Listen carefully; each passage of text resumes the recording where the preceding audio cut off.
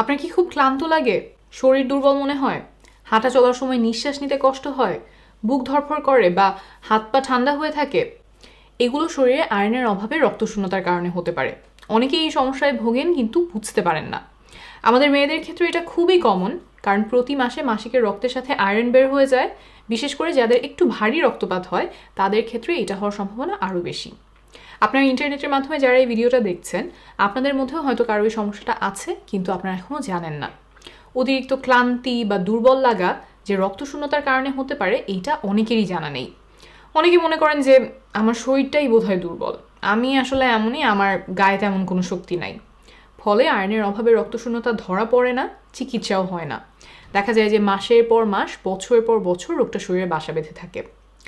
এমন চলতে থাকলে শরীরে আরও অনেকগুলো অসুবিধা হতে পারে, যেমন রোগ প্রতিরোধ ক্ষমতা কমে যেতে পারে। তখন দেখা যায় বারবার জ্বর কাশি হচ্ছে, বারবার প্রস্রাবের রাস্তার ইনফেকশন সহ বিভিন্ন ইনফেকশন হতে পারে।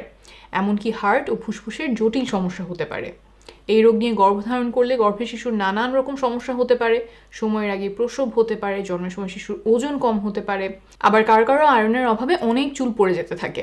এমনিতে আমাদের সবারই প্রতিদিন কিছু চুল পড়ে, সেটা স্বাভাবিক, কিন্তু যদি অনেক চুল পড়ে যেতে থাকে সেইটার একটা কারণ হতে পারে আয়রনের অভাবে রক্তশূন্যতা। আপনি কিভাবে বুঝবেন যে আপনার এই রোগটা আছে কি না, এই রোগের চিকিৎসা কি এবং কোন কোন খাবার থেকে আয়রন পাওয়া যায়, এই ভিডিওতে এসব একদম সহজভাবে বুঝিয়ে বলবো। প্রথমে এই রোগের লক্ষণগুলো বলছি।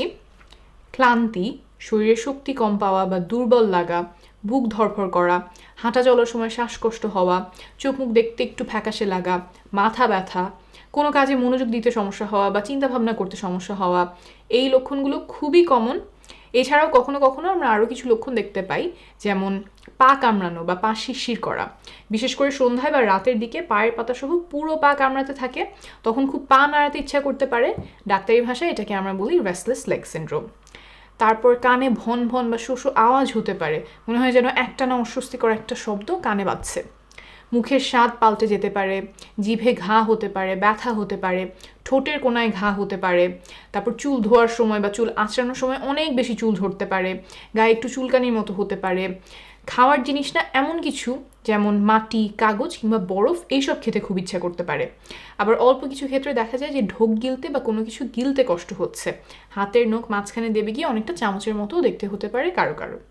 তো এই লক্ষণগুলোর মধ্যে যদি কোনোটা আপনার থাকে, তাহলে অবশ্যই একজন ডাক্তার দেখাবেন। তিনি আপনার সাথে কথা বলে শারীরিক পরীক্ষা নিরীক্ষা করে বোঝার চেষ্টা করবেন যে আপনার এই আয়রনের অভাবে রক্তশূন্যতা রোগটা আছে কিনা। খুব সাধারণ রক্ত পরীক্ষার মাধ্যমে এই রোগটা ধরে ফেলা যায়।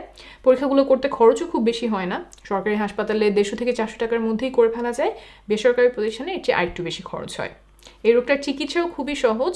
রোগ ধরা পড়লে আমরা সাধারণত রোগীকে আয়রন ট্যাবলেট খেতে দেই। আয়রন ট্যাবলেট খেলে আস্তে আস্তে শরীরে আয়রনের ঘাটতি পূরণ হতে থাকে। টানা কয়েক মাস ধরে এই ট্যাবলেটটা খেতে হয়, সাধারণত 6 মাসের মতো। তাহলে ঘাটতি পূরণ হয়ে শরীরে পর্যাপ্ত পরিমাণ আয়রন মজুদ হয়। কারো কারো দেখা যায় যে আয়রন ট্যাবলেট খেলে একটু পেটে গন্ডগোল হয়, সেই ক্ষেত্রে ভরা পেটে আয়রন ট্যাবলেট খেলে এই সমস্যাটা কমে আসে। আয়রন ট্যাবলেটের পাশাপাশি আয়রন সমৃদ্ধ খাবারও খাওয়া প্রয়োজন, যাতে সেখান থেকেও শরীর কিছুটা আয়রন নিতে পারে। আপনার যদি আয়রনের অভাব নাও থাকে, তাও এই খাবারগুলো নিয়মিত খাওয়া প্রয়োজন, কারণ মাসিকের সাথে প্রতি মাসেই শরীর থেকে কিছুটা আয়রন বের হয়ে যায়।